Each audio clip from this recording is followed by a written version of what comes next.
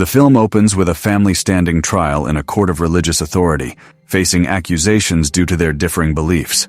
The family, led by the father William, is ultimately exiled from their Puritan colony because of William's unwavering religious convictions.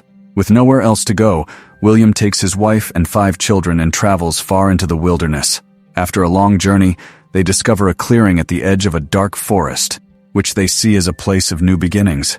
There, they begin to build a life from nothing. William constructs a small home and begins farming the surrounding land. Time passes, but one day their corn harvest proves disastrous. The crops are dry, withered, and unfit to eat, signaling the start of hardships for the family. As they struggle with the failed harvest, William's eldest daughter, Thomasin, is asked by her mother, Catherine, to watch over her baby brother, Samuel. Thomasin takes Samuel to the edge of the woods and plays peekaboo with him. At first, everything seems normal. She hides her eyes with her hands, and each time she uncovers them, Samuel giggles. But when she opens her eyes once more, Samuel is gone. In shock, Thomasin calls out for him and runs toward the forest in a panic. Deeper in the woods, a cloaked woman is seen carrying Samuel to a cabin.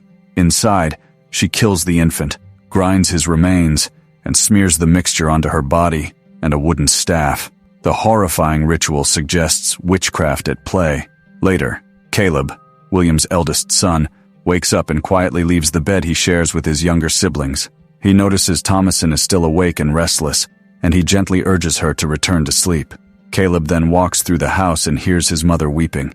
She's still mourning the disappearance of Samuel. Caleb steps outside and finds William already awake, chopping wood. William tells Caleb that they must accept the reality that Samuel was likely taken and killed by a wild animal. The family's suffering deepens.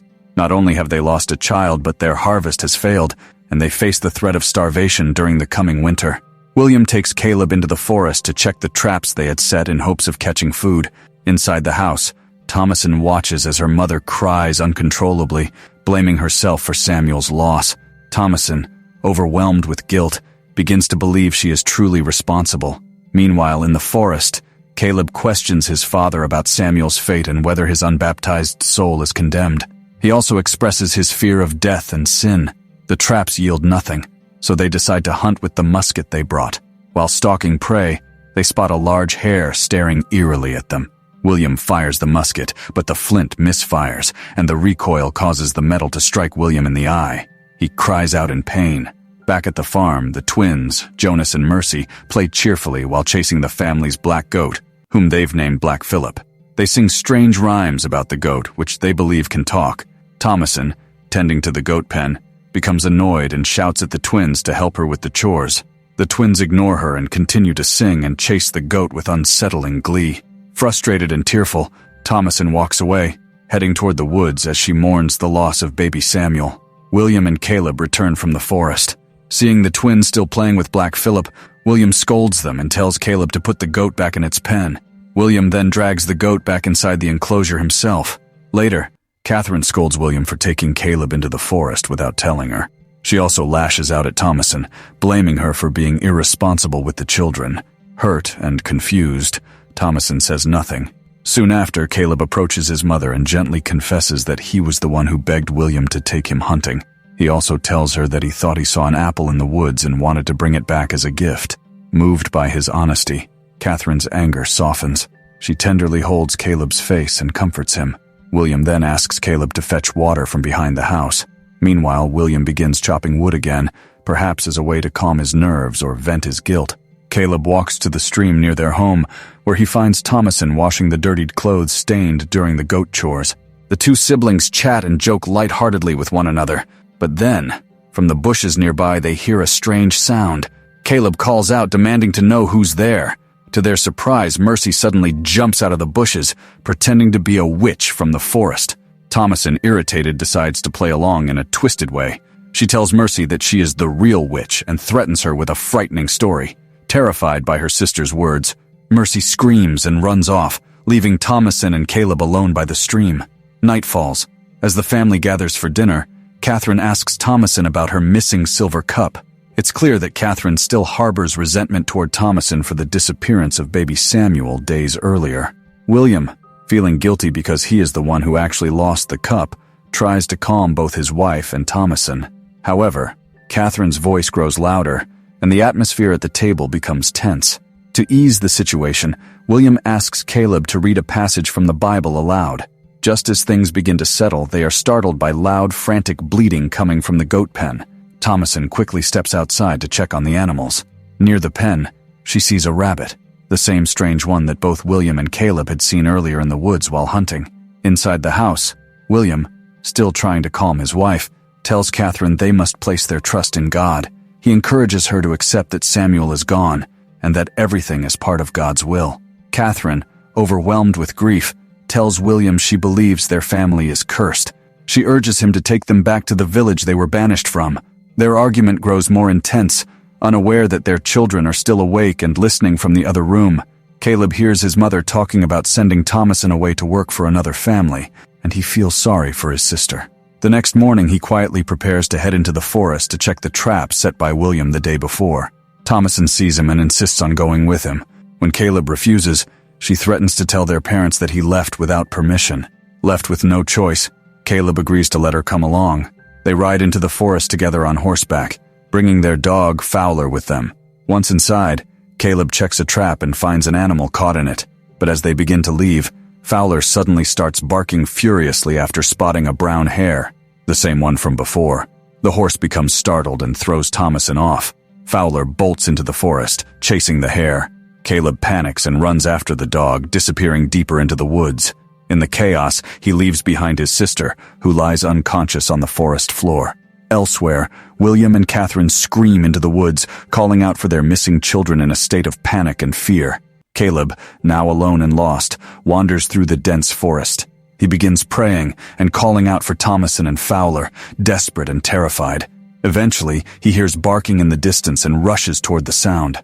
After running for a while, Caleb finds Fowler, mangled and barely alive.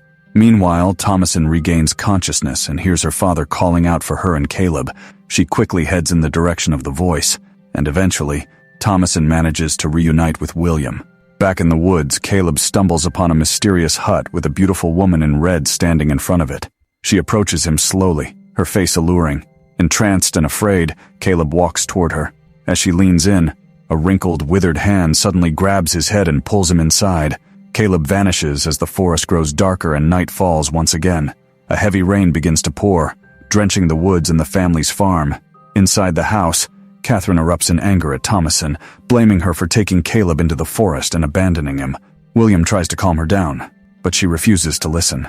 Thomasin attempts to explain what happened, but her mother silences her with harsh accusations. Moments later, William makes a confession. He admits that he was the one who sold the silver cup, a family heirloom, and lied about it. He also confesses that he was the one who took Caleb into the woods the day before. They step outside, and Catherine's fury intensifies. She slaps William in front of their children, who watch silently from the doorway. Realizing what she's done, Catherine breaks down in tears. William gently carries her back inside, holding her close as she sobs in his arms. After tending to her father's injuries, Thomasin asks Catherine for permission to check on the goats in the barn. Catherine approaches her daughter quietly and gently kisses her forehead. Her tone is softer now, a noticeable calm after the earlier storm of emotions. At the barn, Thomasin hears faint noises outside, mingled with the steady rainfall. To her shock, she sees Caleb emerging from the forest, soaked, naked, and shivering in the rain. Panicked, Thomasin rushes to carry him inside. He is unconscious and unresponsive. As Catherine and Thomasin try to treat him, William watches his daughter with a suspicious, almost accusing gaze. His trust in Thomasin begins to fracture. Unable to process his emotions, William walks out to chop firewood, an act that seems to be his only form of release. Morning comes. Thomasin is seen milking one of the goats when she suddenly recoils. Fresh blood, not milk, flows from the udder into her pail. Horrified, she kicks the bucket, spilling blood across the floor. Inside the house, Catherine kneels in prayer by Caleb's bedside, weeping uncontrollably. William, still resistant to the idea of witchcraft, tells her she's thinking like a child. He begins packing supplies, intending to go back to the village to find work for Thomasin. Hearing this, Catherine pleads with him, tears in her eyes, begging him to take the entire family back to the village. But William insists they stay in the wilderness. He calls for the twins to help their mother in the fields. Mercy, one of the twins, sings yet another strange song about Black Phillip, their black goat. Thomasin, unsettled by the eerie lyrics, scolds her and tells her to stop. Suddenly, from inside the house, Caleb begins to scream. The family rushes to his side. Caleb's condition has worsened. His body writhes, and he mumbles incoherent phrases, as if possessed. Then, in a horrifying moment, he vomits up a bloody, rotted apple. The twins, Jonas and Mercy, accuse Thomasin of being a witch. The family begins praying desperately over Caleb. A tense silence falls. Moments later, Caleb appears to regain clarity. He smiles and calls out to God, and then he dies. Catherine and William are devastated. In anger and grief, they accuse Thomasin of causing Caleb's death. Without giving her a chance to explain, they lock her in the barn with the twins and Black Phillip. That night, William and Catherine bury Caleb beside the house. Catherine weeps bitterly over the grave. William returns to chopping firewood, overcome by sorrow and guilt. As night deepens, Catherine sees an illusion. She imagines Caleb sitting in a chair cradling baby Samuel. She does not realize it's a hallucination. In the barn, Thomasin and the twins are startled by the appearance of a hideous witch crouched near the goats. The witch tears into one of the goats' bellies, feasting on its entrails. Back in the house, Catherine dreams that she is nursing Samuel. In reality, a large raven perches on her chest, pecking at her exposed breast as she smiles, lost in delusion. Morning arrives. William discovers the barn has been destroyed. The goats are dead, disemboweled, and the twins are gone. Thomasin lies alone in the hay, unconscious. As she awakens, she watches in horror as William is gored by Black Phillip. The goat slams him into a pile of firewood, killing him instantly. Thomasin screams and rushes to his side. Catherine emerges from the house in shock. Seeing her husband's body and blaming Thomasin for everything, she attacks her, pulling her by the hair. In the struggle, Thomasin grabs a knife. Overwhelmed by fear and instinct, she stabs her mother, killing her. Now utterly alone, Thomasin sits silently inside the blood-stained house, mourning her shattered family. As night falls, she walks to the barn and stands before Black Phillip. She speaks to the goat, asking if he can truly speak. Then in the silence he responds, with a smooth, chilling male voice. Black Phillip appears in human form, a tall man draped in black, and offers Thomasin a life free from pain, hunger, and oppression. He asks her if she would like to live deliciously. Thomasin agrees. She removes her clothes and follows him into the forest. There, deep within the trees, she joins a coven of witches performing a ritual around a fire.